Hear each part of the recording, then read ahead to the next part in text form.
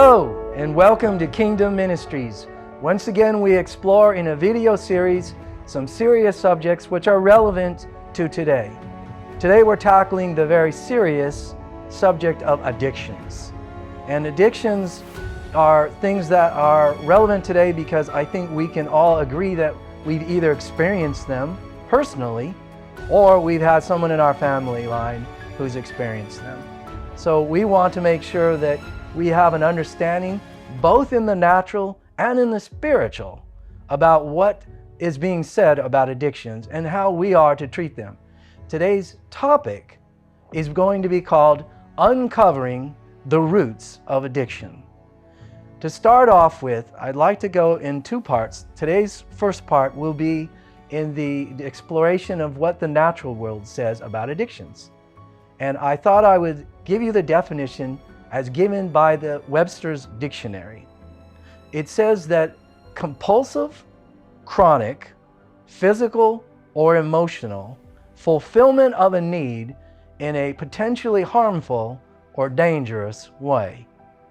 Now, I want to break that down a little bit because that's a lot to chew on.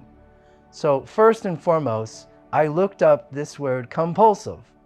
Compulsive in the dictionary says that it is, and I want to make sure I get this exact, resulting from or relating to an irresistible urge, especially one that's against one's conscious wishes.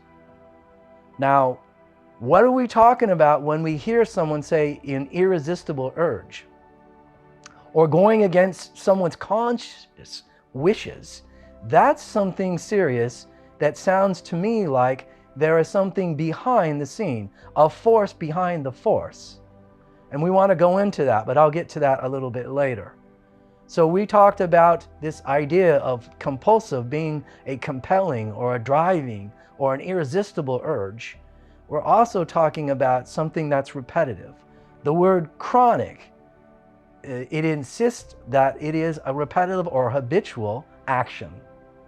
And so when we put the two together, it's an irresistible force that we keep repeating to try to meet an emotional need that's being fulfilled in a potentially harmful way. Now, it mentions in that definition about physical and about emotional. We understand about physical needs, those things that are addictions that are of a physical nature, such as drugs and alcohol. And we understand that those can be physically addicting. And we do have an idea of what that means when we see someone go through withdrawal symptoms. That is a serious matter and can be even fatal. For that reason, physical addictions are extremely difficult to overcome. Now, how does one know when they're addicted? When the cravings have you. When you believe that you are over this drug or able to handle this drug, and yet you can't stop thinking about it, dealing with it. And if you do try, you will see a physical response in your body, such as convulsions, or maybe even tremors, or even nausea, or worse. Now, the secondary one, the psychological or the emotional addictions, is a different story indeed, because it can involve things which we become dependent on, but things that are not necessarily physically addicting. But it doesn't make it any less addicting. Psychological addictions can include things like gambling, or porn, or habitual lying, or even bulimia and anorexia, disorders of the body which don't involve a physical response, but they can be just as harmful and just as toxic if we don't deal with them. So what the natural world thinks about when it talks about why these things are occurring and why would anybody want to be addicted? Well, the answer, of course, is obvious. Nobody wants to be addicted. No one sets out to become an addict. But they fool themselves because, again, by the definition, this isn't a conscious decision. It's a subconscious decision. It's beneath the level of our understanding. Sub being like submarine, conscious being with knowledge, beneath knowledge. Scientists and psychologists agree that up to 70% of the decisions we make are subconsciously driven. So it's not too hard for us to understand about addictions having a purpose that is beneath our understanding, or fully understand why we go after them and why we use them to try and fulfill a need when we have some semblance that could do us harm. Today we want to understand, more importantly, we want to realize what's the underlying root to these problems and why does it drive someone irresistibly to go to a need that is probable, if not likely, to cause us long-term damage. Well, some of the scientists will say, well, it's because of peer pressure. And that can be true. It can also be from environment. Very possible.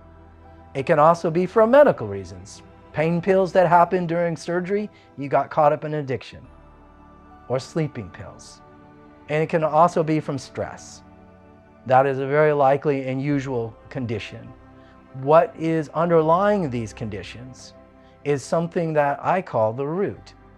Now, what the world will see as the partial reaction or the answer to the problem is they will deal with the symptom. Maybe it's anger, maybe it's fear, anxiety, maybe it's just not being able to deal with an issue. And psychologists will say, yes, this can be capitalized by the subject of what they call escapism. The dealing with a problem by blotting it out, casting out of your memory, or trying to run away from the problem. Some people do it with alcohol, some people do it with marijuana, sleeping pills, excessive sleep, any way in which they can either blot out the pain, get rid of the temporary stress. Maybe it's a job situation or you're non-confrontational and you know the boss is going to be in your face the next day. It can be any or all of these things, but the unhealthy response isn't being dealt with when we start to think of it as an anxiety order or an anger issue, because that's dealing with the symptom, but it's not dealing with the issue underneath the symptom. What's driving someone can be thought of as perhaps a childhood issue, a trauma of fear, maybe rejection or abandonment. And it can be things that are beneath the level of our conscious understanding. So with that in mind, I want to direct you to what is the usual result for a psychologist or a therapist or somebody who sees this problem and tries to deal with it. They usually will give you a behavior modification module. And what they mean by that is they want to deal with coping with the issue at hand, so that your natural response will no longer be this harmful thing, but it will be something you can deal with more easily, more readily. Let's use an example. Somebody who's caught up in a heroin addiction, for instance, might be brought into a place of methadone, which is a lesser drug, to reel them off of the strong drug and bring them down a level, coping with this addiction. And maybe the next step might be another lesser opioid, maybe like codeine. Or if it's maybe an alcohol issue, they get you off of that by maybe turning you to cigarettes to take care of partial of that need to be fulfilled. Or maybe it's chewing gum from cigarettes. In either case, they are mainly just shifting the behavioral issue to another behavior. Where this is good and effective, it is coping with what really instigated this problem and doesn't give us a necessary resolution in the long term. In the long term, these serious problems can come back, and they almost always do at some point. When the stress returns, when the anger issues return, when the triggers affect that kind of result, a person goes back to their default mechanism. And that usually means to the unhealthy response that started the problem. Rather than getting to the origin, they take it from where the problem is, and the behavior module is one that resolves itself in putting time and distance between the behavior issue. On top of all of that, it is an expensive and time-consuming problem that many of these Celebrate recoveries and AAs and NAs have to take a great deal of effort and a lot of study to get to the place where they can change the behavior. After all, behaviors don't begin in a night, they certainly don't end in a short time. So that's the study for today on the natural level. We are going to begin this next study on the spiritual side of addictions as we start part 2. I hope you will stay tuned for that.